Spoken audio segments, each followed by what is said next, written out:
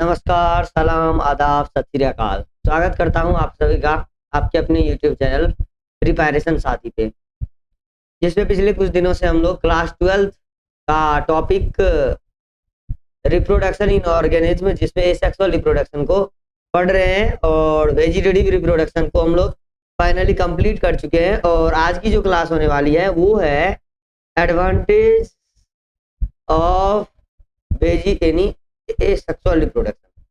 तो आज हम समझेंगे एसेक्सुअल रिप्रोडक्शन से क्या लाभ है और क्या हानि है। जैसा कि आप लोग जानते हैं, एसेक्सुअल रिप्रोडक्शन जो है रिप्रोडक्शन का क्विक मोड होता है। मतलब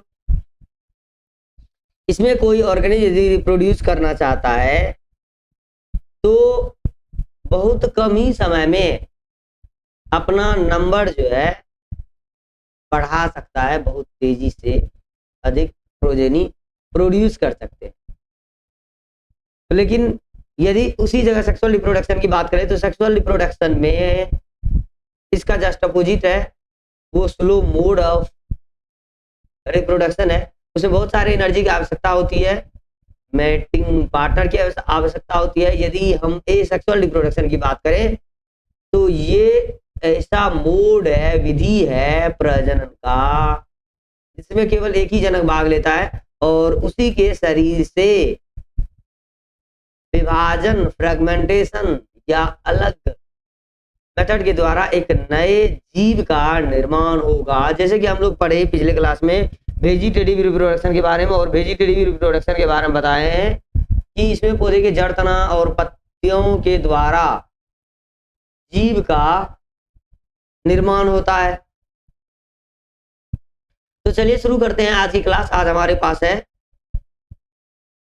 वेजिटेटिव रिप्रोडक्शन तो कवर कर चुके हैं। एसेक्सुअल रिप्रोडक्शन के लाभ और हानि। क्या लाभ है एसेक्सुअल रिप्रोडक्शन से? Let's start now. Asexual reproduction, जैसा कि आप लोग जानते हैं, रिप्रोडक्शन की वह विधि जिसमें प्रजनन अंग भाग नहीं लेता है उसे कहते हैं अलैंगिक जनन, यानी एसेक्सुअल रिप्रोडक्शन। यदि हम बोले सेक्सुअल रिप्रोडक्शन तो रिप्रोडक्शन की वह विधि जिसमें रिप्रोडक्टिव ऑर्गन भाग लेगा उसे सेक्सुअल रिप्रोडक्शन, यानी लैंगिक प्रजनन। और जिसमें प्रजनन अंग भाग नहीं लेगा उसे एसेक्सुअल रिप्रोडक्शन।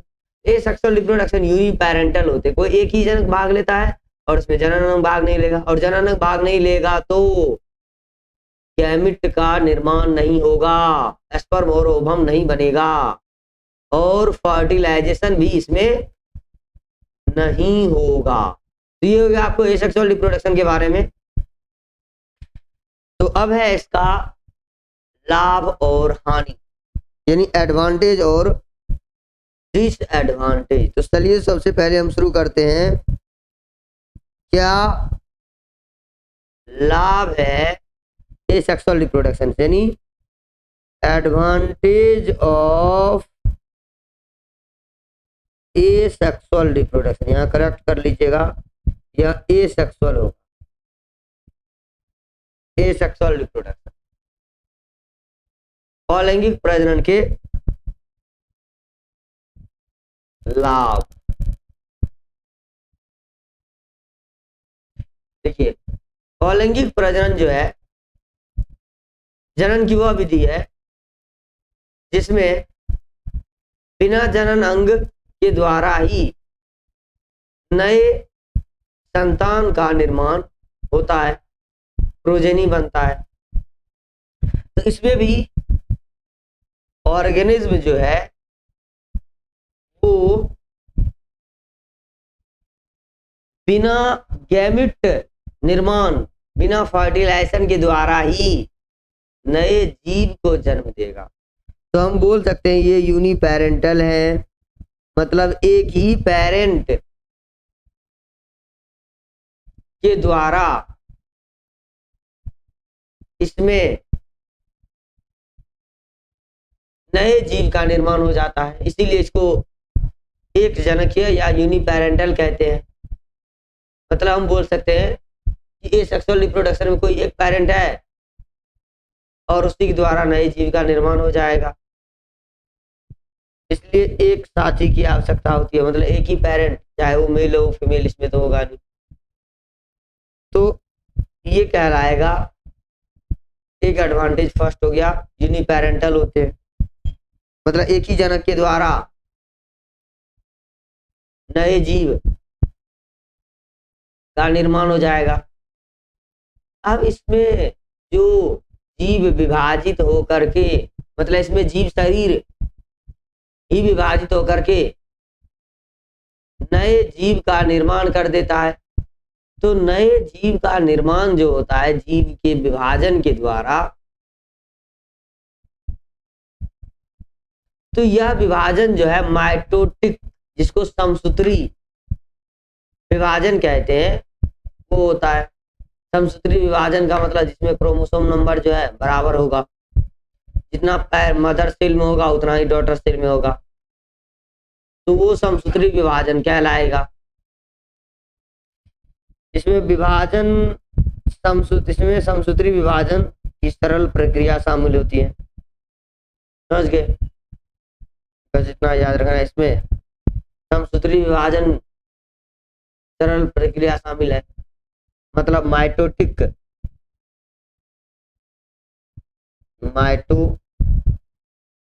या माइटोसिस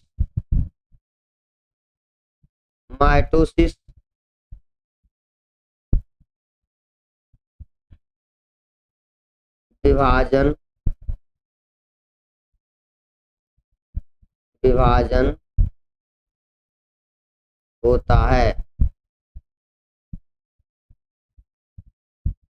होता है समझ गए? नेक्स्ट है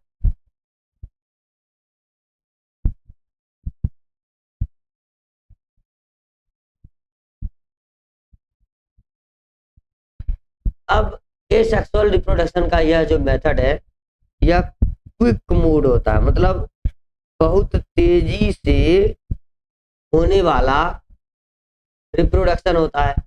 इसमें जो जीव होंगे बहुत कम समय में बहुत अधिक मात्रा में संतान जो है प्रोड्यूस कर सकता है, इसलिए हम बोलते हैं ये क्विक मोड है रिप्रोडक्शन का। नेक्स्ट है सिंगल पेरेंट। एक पेरेंट इसमें अत्यधिक मात्रा में संतान प्रोड्यूस कर सकता है, मतलब सिंगल पेरेंट बड़ी संख्या में संतान उत्पन्न कर सकते हैं।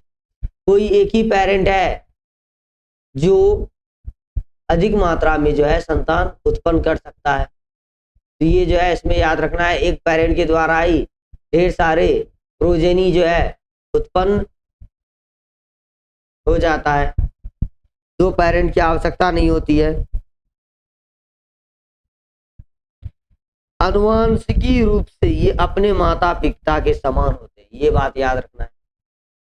हम बताए थे एसेक्सुअल रिप्रोडक्शन के द्वारा उत्पन्न जो संतान होते हैं वो मॉर्फोलॉजिकली और जेनेटिकली समान होते हैं, जिसको क्लोन कहते हैं। याद कीजिए, क्लोन का मतलब होता है एसेक्सुअल रिप्रोडक्शन के द्वारा उत्पन्न संतान जो आनुवंशिकी और आकार की रूप से समान हो या अपने पेरेंट के एग्जैक्ट कॉपी हो, उसे ही कहते हैं क्लोन। तो क्लोन जो है एसेक्सुअल रिप्रोडक्शन का प्रोडक्ट हो जाता है, जिसके द्वारा मतलब जिसमें सारा गुण उसके पेरेंट का एग्जैक्ट कॉपी होता है, इसलिए इसको क्लोन कहते हैं।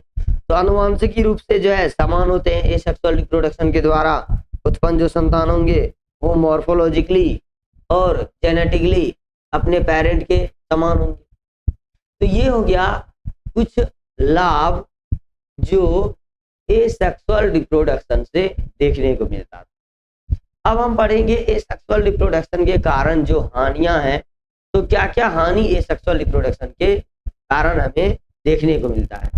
तो एसेक्सुअल रिप्रोडक्शन के हानि की यदि बात करें तो महत्वपूर्ण सबसे पहला हानि जो हो जाता है वो है कि एसेक्सुअल रिप्रोडक्शन के द्वारा उत्पन्न संतान में वेरिएशन जो नहीं होता, भिन्नताएं नहीं होते हैं, क्योंकि वो अपने पेरेंट के मॉर्फोलॉजिकली और जेनेटिकली जो है समान है। जब मॉर्फोलॉजिकली और जेनेटिकली समान है अपने पेरेंट के, तो ऐसे कंडीशन में अब क्या होगा, मॉर्फोलॉजिकली और जेनेटिकली समान होने के कारण अब जो ये संतान है वो अलग अलग वातावरण यानी इन्वायरमेंटल कंडीशन में टॉलरेट यानी खुद को बचा नहीं पाएगा, यानी सरवाइव नहीं कर पाएगा। जैसे ही मौसम बदलेगा तो वो अलग अलग मौसम में जो है ठीक से नहीं रह पाएगा, मतलब जीवित नहीं रह पाएगा, क्योंकि उसमें वेरिएशन है ही नहीं। अलग अलग जो है मौसम यानी क्लाइमेटिक कंडीशन को टॉलरेट करने का क्षमता उसमें डेवलप ही नहीं है, क्योंकि वेरिएशन नहीं है।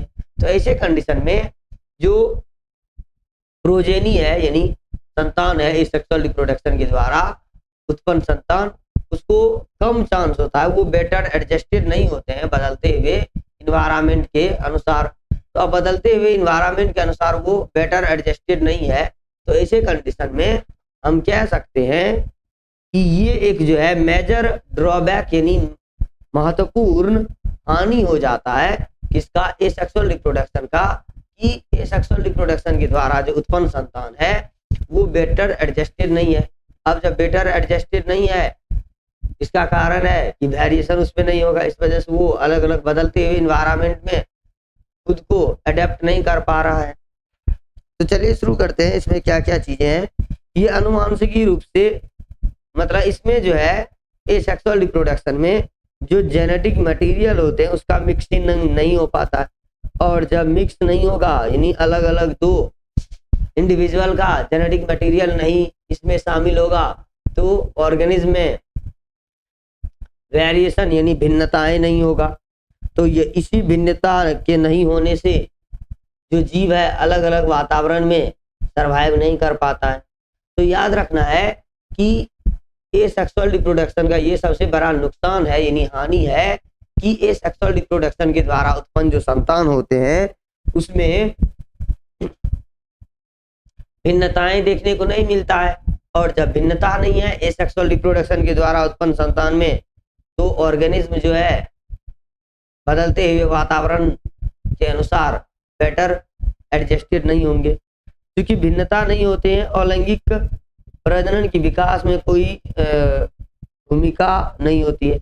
अब यदि हम बात करें इवोल्यूशन में, तो जीव जो इवॉल्व कर रहे हैं, विकास जो हो रहा है जीवों का, उसमें एसेक्सुअल रिप्रोडक्शन का रोल नहीं होता है। मतलब कोई जीव यदि लगातार एसेक्सुअली रिप्रोड्यूस कर रहे हैं तो उसमें जो है वेरिएशन मतलब उस वेरिएशन तो होगा नहीं, और जब वेरिएशन नहीं होगा, भिन्नता नहीं होगा, तो उसके कारण जो है इवोल्यूशन भी नहीं हो पाएगा। तो ये इंपॉर्टेंट हो जाता है, यदि किसी जीव की हम बात कर रहे हैं तो उसमें जब तक वेरिएशन नहीं होगा तब तक जो है उसमें इवोल्यूशन भी नहीं हो पाएगा। तो ये इंपॉर्टेंट हो जाता है जीवों के लिए कि उसमें वेरिएशन होना भी जरूरी है, क्योंकि तभी वो आने वाले समय में इवॉल्व कर पाएगा यानी विकसित कर पाएगा, विकास कर पाएगा। यदि उसमें वेरिएशन नहीं है तो वो बदलते हुए वातावरण में भी जीने में सक्षम नहीं होंगे। अब है रैपिड मल्टीप्लिकेशन। अब यदि एसेक्सुअली रिप्रोड्यूस ही ऑर्गेनिज्म सभी ऑर्गेनिज्म करने लग जाए तो अर्थ पे जीवों का ओवर क्राउडिंग हो जाएगा, उस स्पीशीज का नंबर इतने ज्यादा बढ़ जाएंगे कि उसकी वजह से जो है ओवर क्राउडिंग यानी कि बहुत अधिक संख्या में उस जीव का संख्या जो है बहुत अधिक हो जाएगा। इसीलिए जो है हम इसमें लिखा गया है कि इसका मल्टीप्लिकेशन रेट जो है बहुत ही रैपिड होता है। तो एसेक्सुअल रिप्रोडक्शन में मल्टीप्लिकेशन रेट जो है हाई होता है। क्यों? इसका कारण ये है कि एसेक्सुअल रिप्रोडक्शन के द्वारा उत्पन्न जो जीव है वो मतलब एसेक्सुअल रिप्रोड्यूस करने वाले जीव कम ही समय में बहुत अधिक संतान प्रोड्यूस कर पाता है। इसलिए हम कहते हैं कि इसका मल्टीप्लिकेशन रेट जो है काफी अधिक होता है, रैपिड है, और जिसकी वजह से ओवर क्राउडिंग यानी बहुत कम समय में संख्या जीव का बहुत अधिक हो जाता है ओवर क्राउडिंग के कारण, और एक ही गुण वाले सारे जीव जो है पृथ्वी पे हो जाएंगे, उसमें आपस में भिन्नता होगा ही नहीं, क्योंकि सेक्सुअल रिप्रोडक्शन के द्वारा जो उत्पन्न जीव होते हैं वो अपने पेरेंट के एग्जैक्ट कॉपी होते हैं, जिसको क्लोन कहते हैं। अब ऐसे कंडीशन में वो जीव जो है क्लोन कहलाएगा, और उसके सभी गुण मॉर्फोलॉजिकली और जेनेटिकली वो अपने पेरेंट के एग्जैक्ट कॉपी होंगे। आगे ये सेक्सुअल रिप्रोडक्शन जो उत्पन्न जीवों में परिवर्तन वातावरण के लिए कम एडेप्टेड होते हैं, मतलब ये सेक्सुअल रिप्रोडक्शन में जो भिन्नता नहीं होता है तो ये वातावरण के लिए कम एडेप्टेड होगा, मतलब बदलते हुए वातावरण के अनुसार उसको चेंज नहीं कर पाएगा। क्यों? इसका कारण ये है, बदलते हुए वातावरण के अनुसार खुद को वो चेंज नहीं कर पाता है क्योंकि ऐसे जीव में वेरिएशन नहीं था, भिन्नता नहीं था। जब ऑर्गेनिज्म रिप्रोड्यूस कर रहा था तो अनुवांशिकी जो ये मटेरियल है, जेनेटिक मटेरियल, इसका मिक्सन यानी मिश्रण नहीं हुआ था। तो दो इंडिविजुअल के जब जेनेटिक मटेरियल यानी अनुवांशिकी पदार्थ आपस में नहीं मिलेंगे तो इसके कारण क्या हो जाएगा कि वेरिएशन जो है नहीं होगा, और जब वेरिएशन नहीं होगा तो विकास नहीं होगा। तो ये हो गया आपको ये सेक्सुअल रिप्रोडक्शन और उसके कुछ जो ड्रॉबैक था वो सभी चीजें। अब इसके बाद जो नेक्स्ट टॉपिक है हमारा वो है सेक्सुअल रिप्रोडक्शन, जिसको लैंगिक प्रजनन हम कह देते हैं। सेक्सुअल रिप्रोडक्शन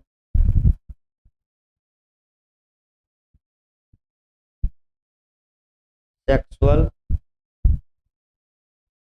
रिप्रोडक्शन, तो सेक्सुअल रिप्रोडक्शन क्या है ध्यान दीजिए, जिसको लैंगिक प्रजनन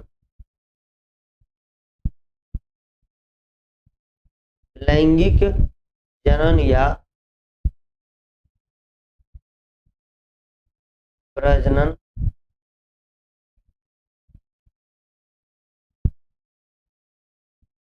लैंगिक प्रजनन भी कहते हैं। यदि हम लैंगिक प्रजनन सेक्सुअल रिप्रोडक्शन की बात करें तो रिप्रोडक्शन की वह विधि जिसमें दो पेरेंट यानी ये बायपेरेंटल होते हैं,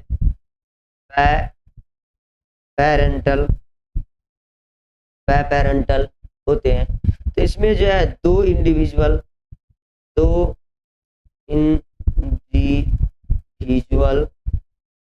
भाग लेगा। अब यदि दो इंडिविजुअल भाग ले रहा है तो इंडिविजुअल में एक हो जाएगा मेल और दूसरा हो जाएगा फीमेल। यदि हम मेल की बात करें तो मेल में जो है मेल सेक्स ऑर्गन होगा, और यदि फीमेल की बात करें तो फीमेल की बॉडी में फीमेल सेक्स ऑर्गन। अब ये मेल सेक्स ऑर्गन, तो मेल सेक्स ऑर्गन जो हो जाता है ये हो गया आपको टेस्टिस, और ये टेस्टिस जो है मेल गैमिट बनाएगा,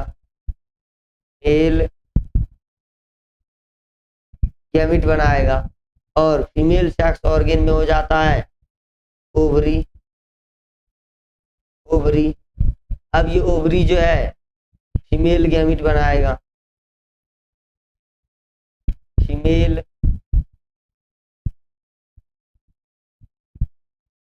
गैमिट बनाएगा।